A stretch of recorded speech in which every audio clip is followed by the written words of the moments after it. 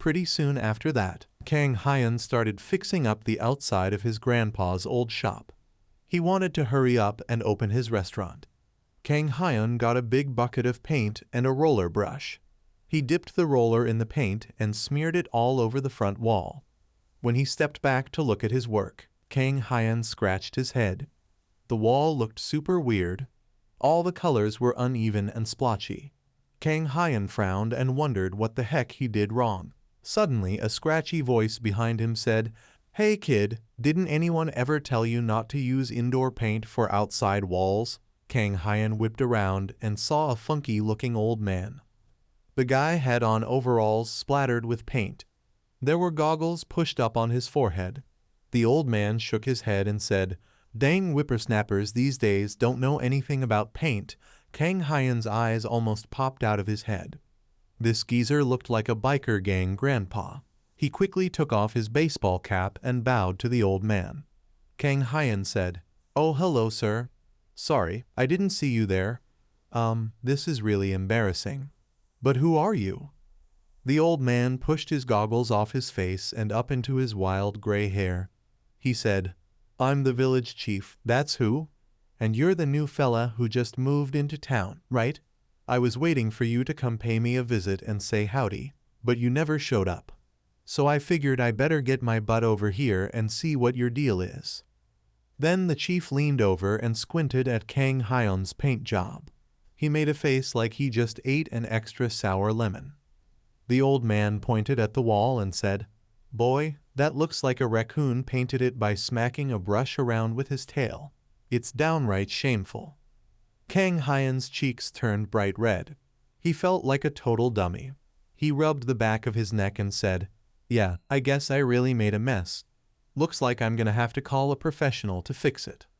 The village chief put up his hand and said, "Hold your horses there, kiddo."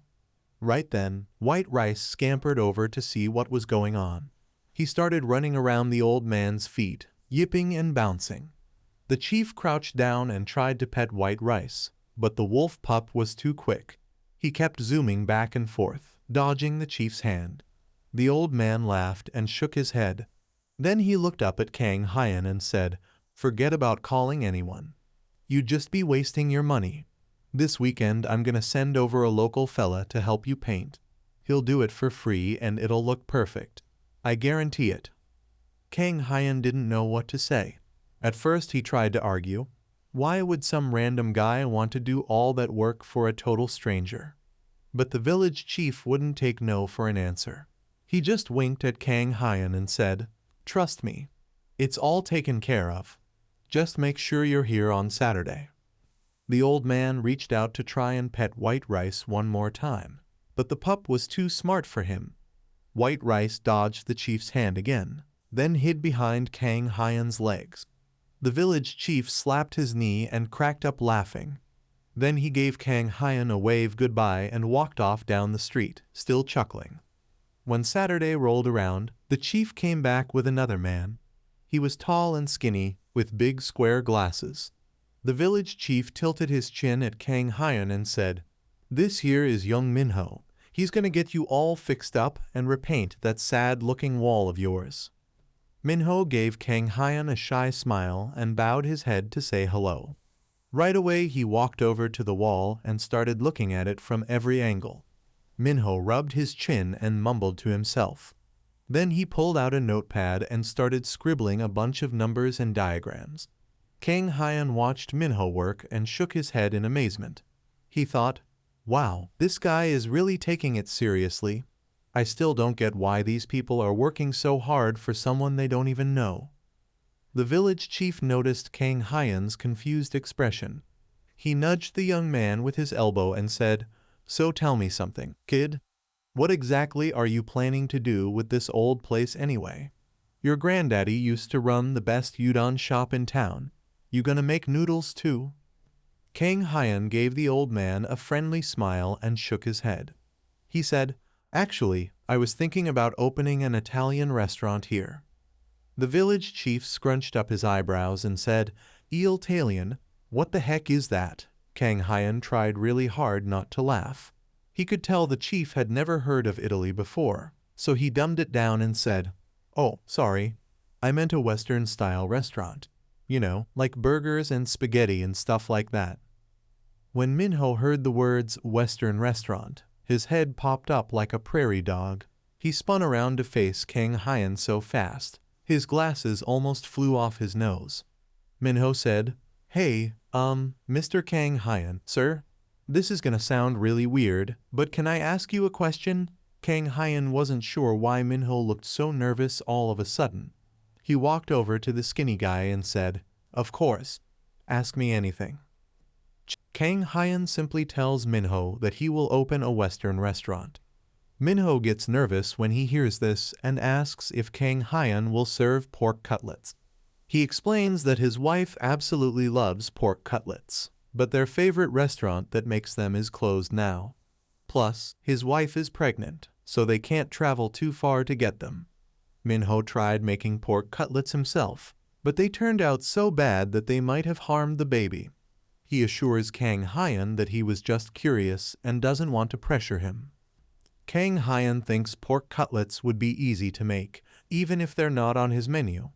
But there's a problem. How can he serve food to customers if he doesn't know how it tastes? He's about to say no when he notices the excited white rice behind him. Suddenly, Kang Hyan figures out how he can taste food. He can use white rice as his taste tester. He stands up and tells Minho that he will make pork cutlets for him. Kang Hyan begins the preparation of the cutlets in accordance with Minho's description of them. Minho stated that the sauce turned out to be more brown than red and had a sweet flavor due to the tomatoes.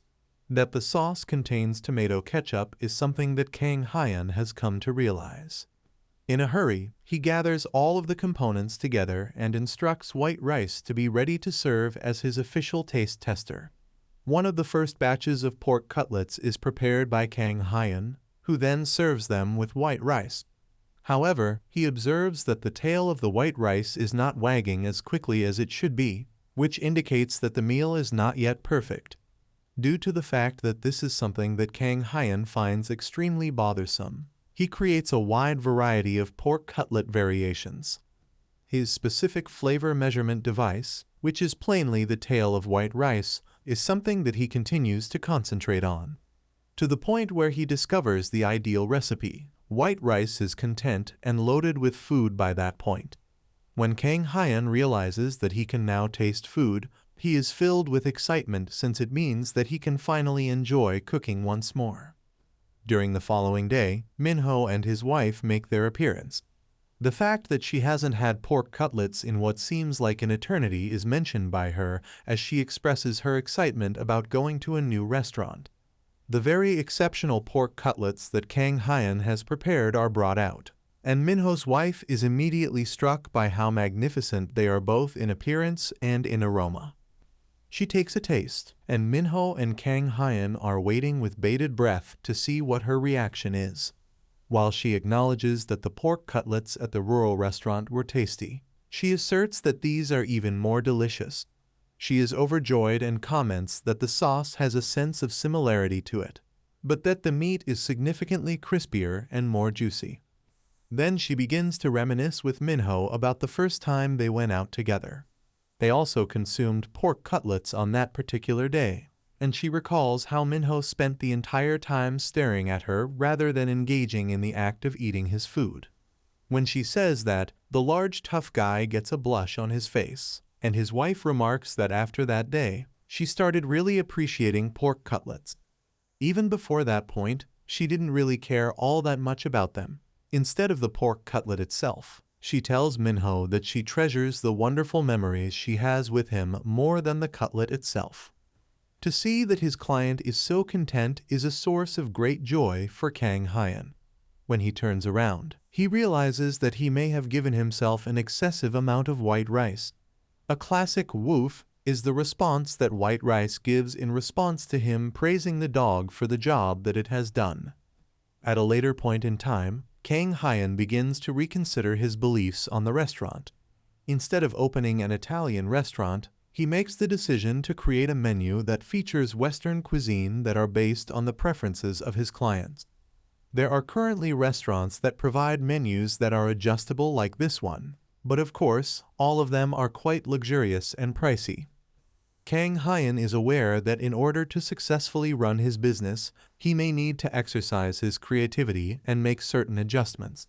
But before that, he needs to take action regarding White Rice, who appears to be in a very depressed state. If he misses the woodland that he came from, Kang Hyun inquires about it. As soon as White Rice hears the term forest, his ears and tail immediately begin to stand up straight. Kang Hyun is aware that returning an animal to its native habitat is the most preferable course of action, despite the fact that doing so may cause him to feel a little lonely.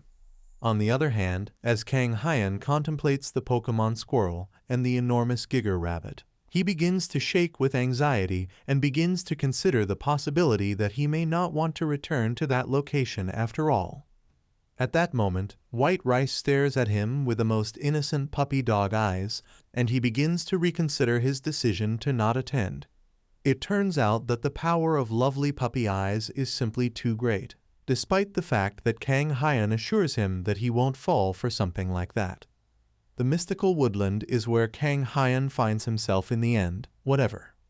He is both concerned about the potential outcomes and hopeful that everything will turn out well. As he makes his way through the forest, he is pondering whether this location exists in a different dimension, similar to what he sees in the comic novels that he reads. Instantaneously, he is able to pick up on the sound of water. He goes to look at it, and when he does, he can't believe what he sees. For Kang Hyun, there is a lake in front of him that is so stunningly gorgeous that he is unable to find the words to describe it. It is his assertion that if this were his home, he would have feelings of homesickness regardless of where he traveled. After that, he points to the White Rice and informs him that he has a gift for him to take with him when he leaves. Kang Hyun pulls a portable grill out of his rucksack and announces that he is going to prepare some extremely pricey meat for the wolf pup. The White Rice community is already very enthusiastic about that. This is followed by Kang Hyun letting the expensive steak sizzle over some butter that he has melted, and then sprinkling salt and pepper on top of it.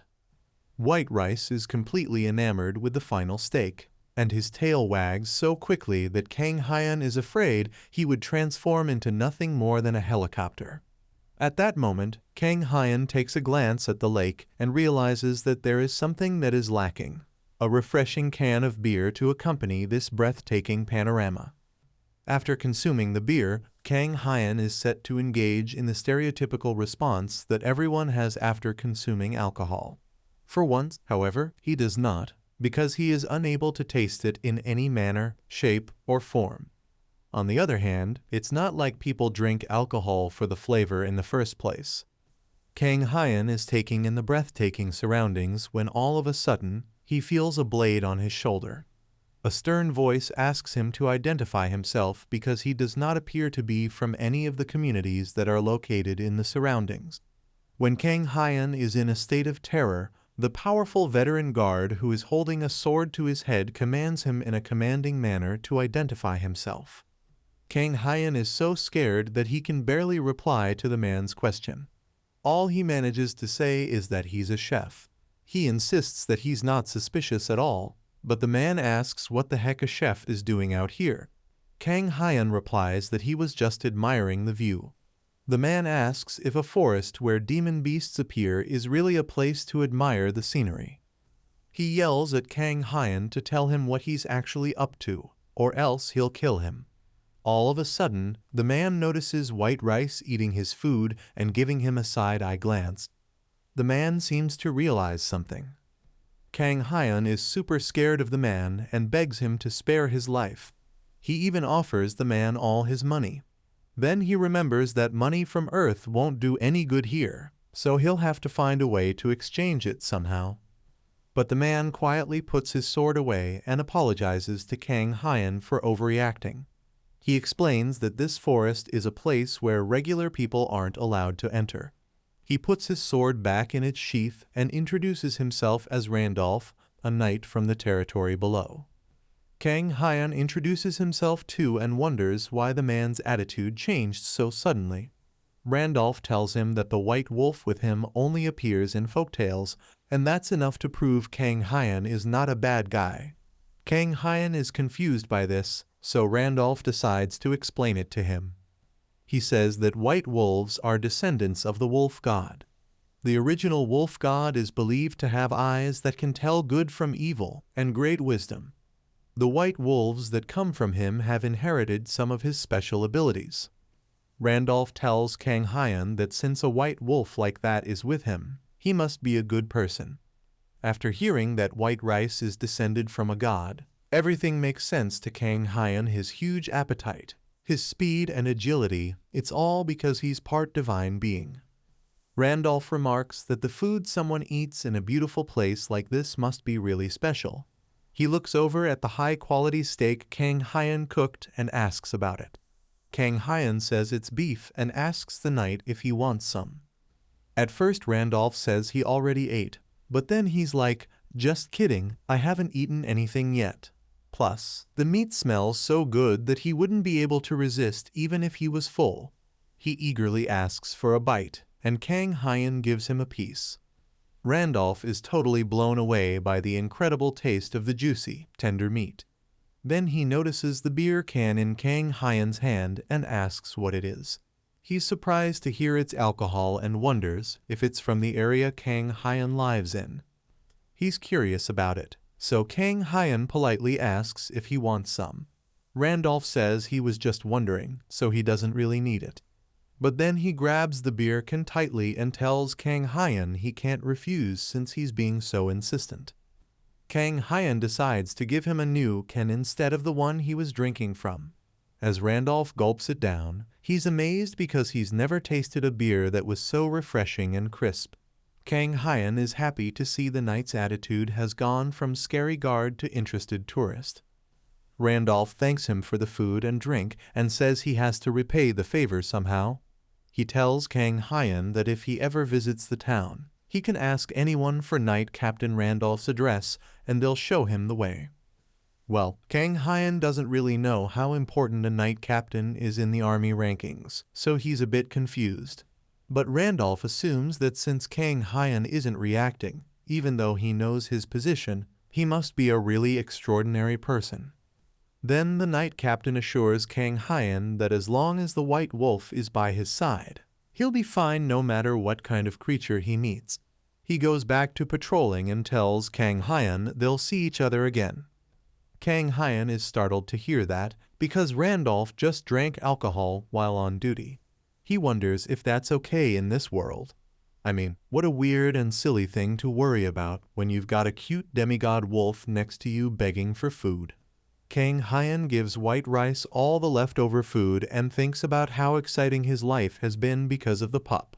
He feels a little sad to leave him here, but he believes it's for the best. He gets up with a sigh and tells White Rice he doesn't know if they'll meet again. He asks the wolf to take care of himself.